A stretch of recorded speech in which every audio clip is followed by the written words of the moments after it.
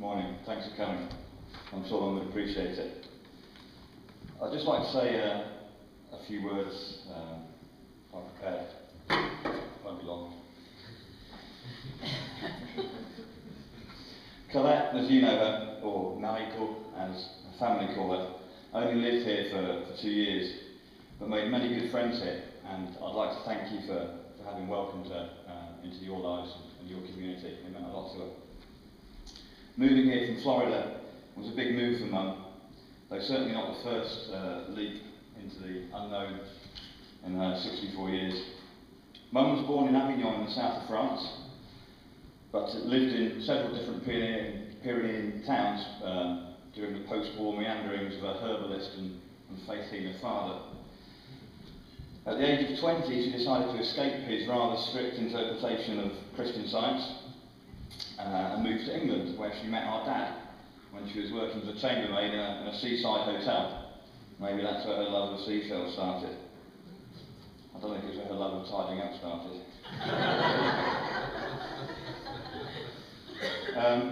Her love of travel didn't abate, and I have fond memories of trips back to France to see the family and my dad's plane, Spain, Portugal, Florida, and the West Indies to St. Lucia. Later, Mum moved to Barbados in '87, I think, and then after that to Florida, and finally here. Although she was sometimes daunted by the road ahead, Mum always dared to jump and to move forwards into the unknown. Mum taught me that almost anything is possible. In 2004, she came out to Zambia to join me and my then wife on a trip across Botswana. It was her first ever camping trip at the age of 57. But it was a good way to start. We camped in unfenced campsites in national parks, listening to the lions, occasionally roaring in the distance, the hippos munching 20 metres away from the tent. Fine, no problem for Mum, she loved it. She wasn't even fazed when we were sitting by the campfire one evening and a hyena just wandered past. One morning she was given an early morning alarm call by an elephant looking for some oranges in the next door neighbour's tent. It was cool. Mum passed on her love of the spiritual too, and she was never scared to stand out. Somewhere, I don't think it's out there, but it's certainly on her Facebook page. Mum's a big Facebook fan. There's a picture of her standing by a sacred stone, a sacred Inca stone in Peru, like this, soaking up the energy, while hundreds of Vietnamese tourists wandered past what was going on. Mum was also my dad in many ways. Although he only lived with her 2 nights a week after she divorced our father in 1981, she was more of a dad to me than he was. She encouraged me to play sports and drove me to football training. That's the game, the round ball that you kick with your foot. You use some reason called soccer. She took me to trainings and matches on Saturday mornings, and in the afternoon we'd go and watch the local team play. But I suspect part of her motivation was the fact that she was dating the left back. She bought me my first beer in the bar. We'd go out pubbing together when I used to visit her in Barbados as a teenager. I didn't realise it at the time, but she must have made me into quite a good wingman, judging by the attention that she got when we were out. She taught me the value of things. Even when she was hard up, we would go for a monthly treat to Burger King, much better than McDonald's. Though in retrospect, her tomato and garlic pasta sauce was the best. She never missed a birthday, although we haven't been together for one for 25 years. I mean, she had her foibles too, like all of us. She had to put her face on every morning, even when we were going to spend a day driving through thick sand, or were camping on a deserted island in the Okavango Delta, where the only toilet was one I dug with a spade. Those were an essential 45 minutes. But it did teach me something. I can choose an outfit in 30 seconds rather than 30 minutes.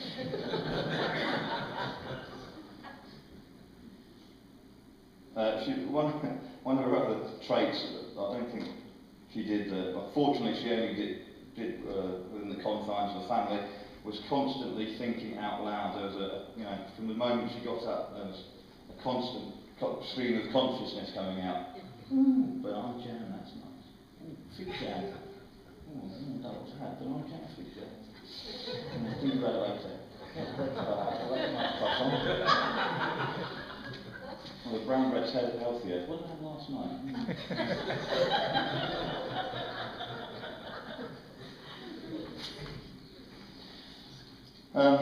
Although we didn't spend much time together, her love was always obvious.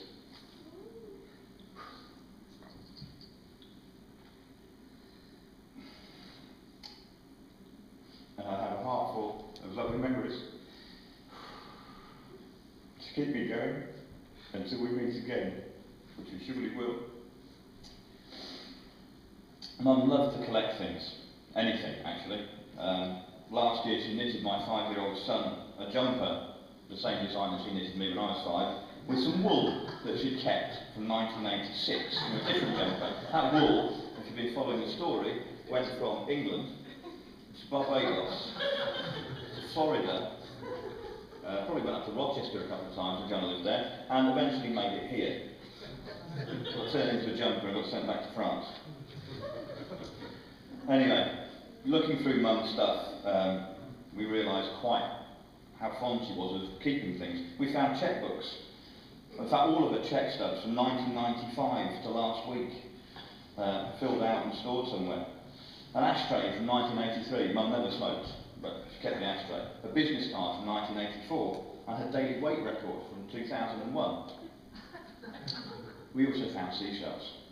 Lots of seashells. Thousands of seashells.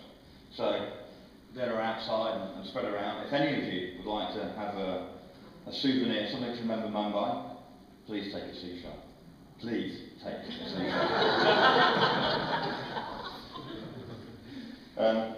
While I'm up here and enjoying myself, I'd like to take a second to thank the Sacred Heart Hospice, who helped Joanna and I provide care for Mum at the end. Without them, it would have been very difficult. Thanks to Joe for being so wonderful at dealing with everything. And thanks to Adam and his family and the friends who've helped out and offered to help us out in difficult times. Oh, you're lucky when I think you say. Well, you're not, you are next.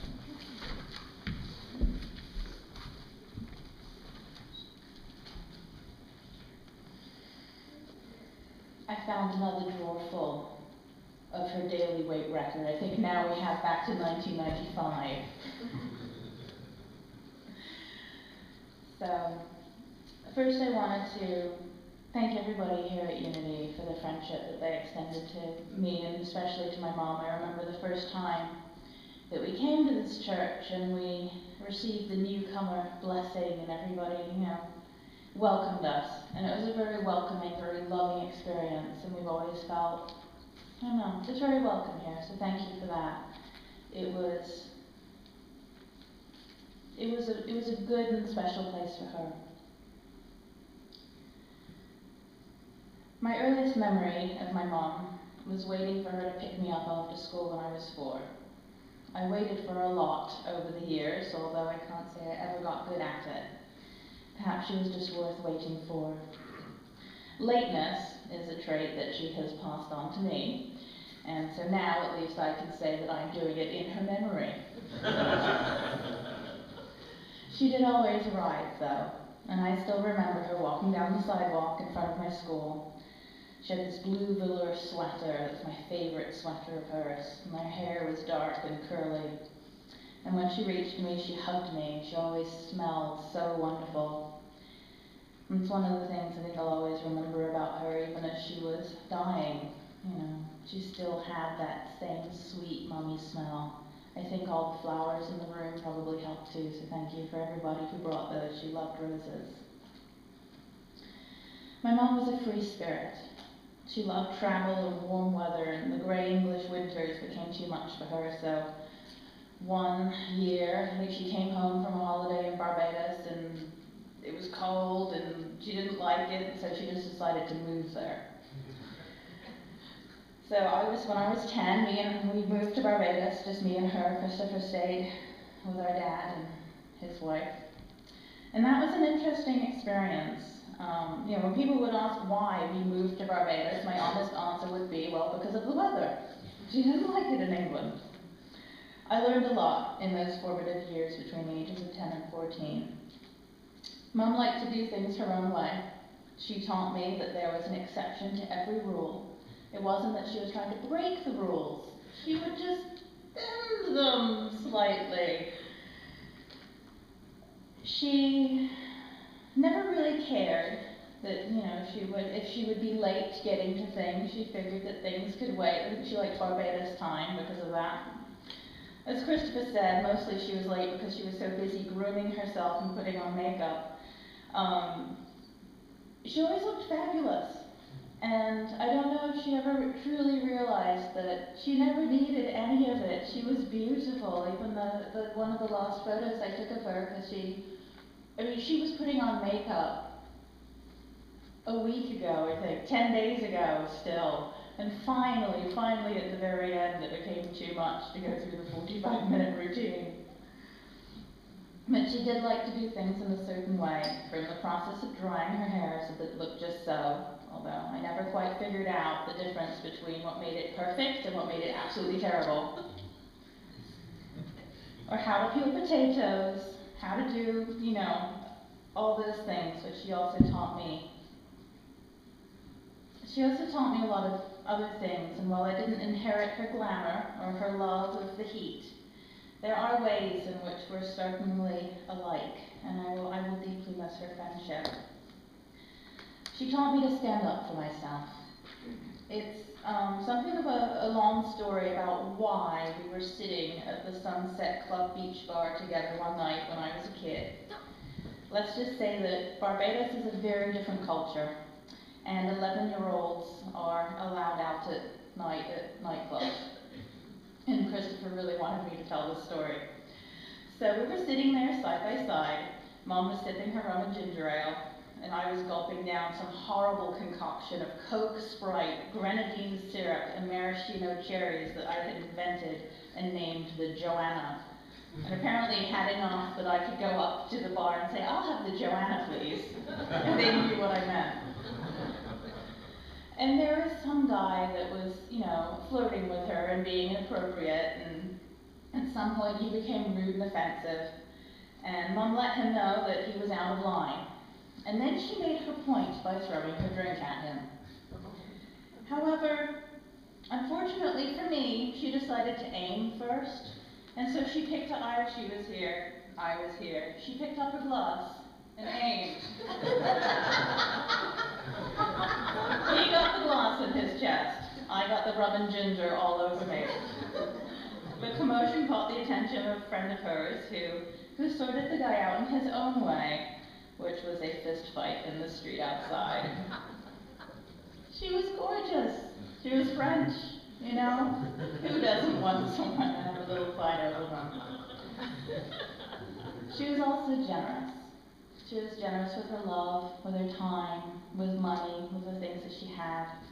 Anything she had that you needed. When I was going through hard times as a young adult, even though things were really tight for her too, she would always send me money for groceries. She always, did everything she could to take care of us.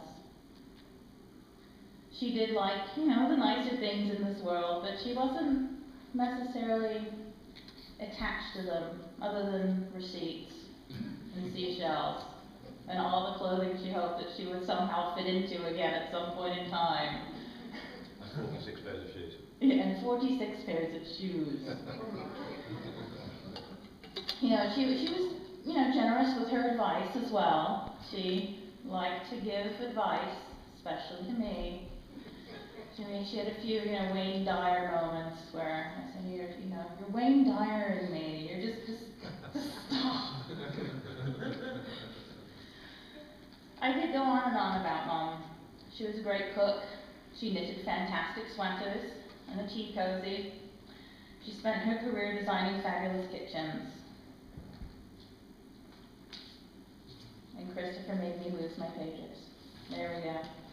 She taught me how to balance a checkbook, mostly because she made me do it for her. She would sign the checks, but she would make me fill out the checks, figure out what we were paying, all of that.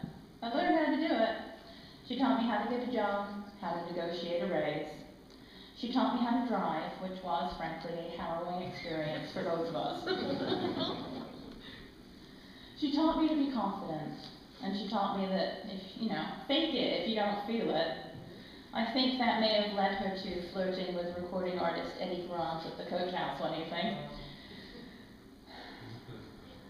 She taught me to dance, how to make the proper swinging arm motions to reggae, how to wiggle my hips to calypso. If you ever got the impression that the Colette that you got to know was a fascinating, intriguing woman, you were right, she was. She taught me how to be a mother myself. Sometimes it was by way of what not to do, things I can improve, patterns from the past that I learned how to break.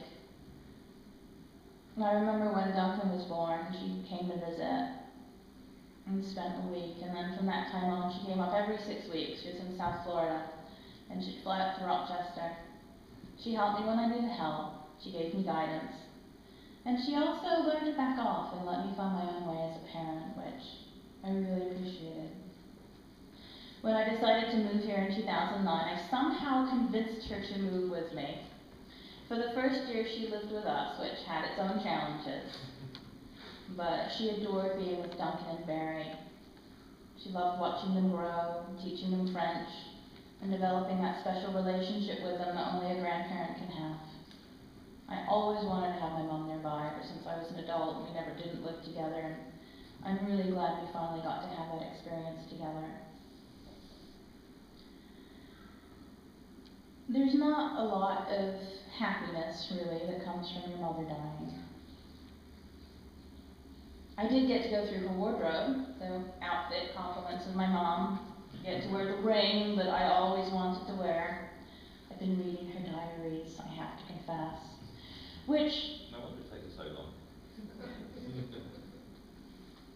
Honestly, Christopher said she shared pretty much everything that she thought, so there's not a lot of surprises in there. The last few days with Mom were really hard. To see her go from such vibrancy to dying was heartbreaking. The last day or so she couldn't really communicate anymore. But while she still was a little bit, she said her last clear words to me. And I was about to go and leave and do something, and I told her where I was going, and that I'd be back soon, and that I loved her. And she said, I love you too. And she did.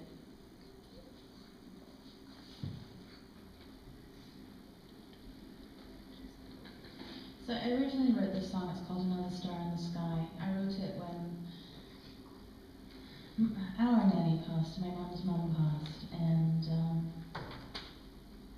not all the words quite apply, but I think enough of them do.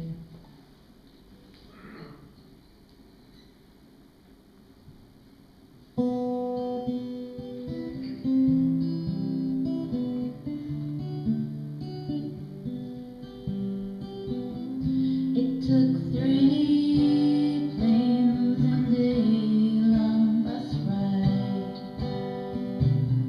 and 2 days to be by your side. And while I know that you're not really gone, still we cry our tears, having loved you for so long. So much of what I see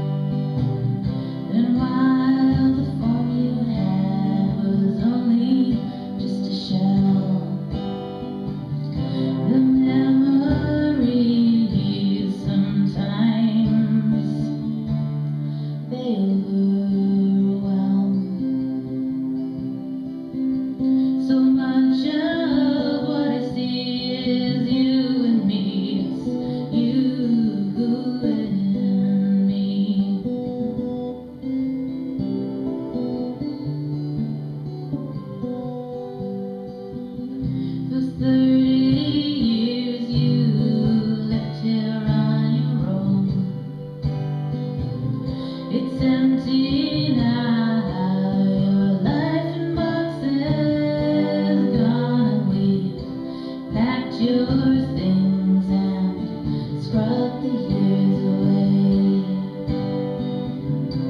Time to shut the door and say goodbye, each in our own way. So much of what I see is you and me, it's you and me.